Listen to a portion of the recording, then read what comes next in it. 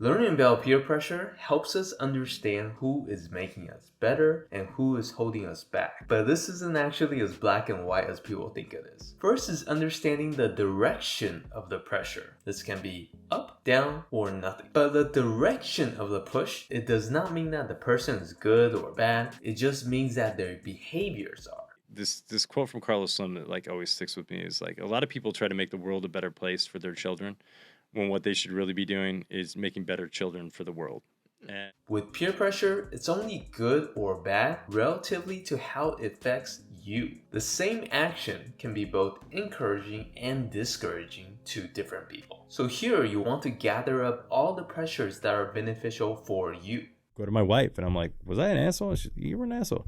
Okay, I was an asshole. Like, and you have to trust your friends, that if your friends are going to tell you that that's who and how you were. That pay attention to how you are responding to the different pressures and not how the society thinks that you ought to react to them. If you like what you're seeing so far, give this a like. But the flip side to this is that good and nice people with great intentions might not actually be very helpful. It's a little too close to home. This might be your parents, teachers, or even relatives. He actually lifted me up in full pads during a halftime speech once. He goes, "You're wearing $1,000 worth of equipment.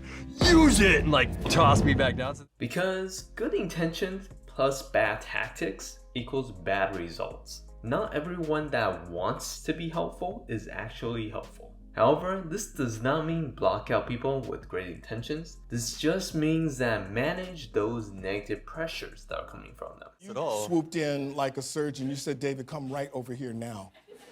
You said, "You ain't going home with nobody because your breath is kicking. Look, we need to..." Yes. I did that? Yes. The main goal here is to pile all the good pressures in your favor. However, if you feel like you're younger and have trouble being taken seriously, I have made another video on that. But no amount of positive pressure will work if you are not ready or open to change. This can mean a lot of things.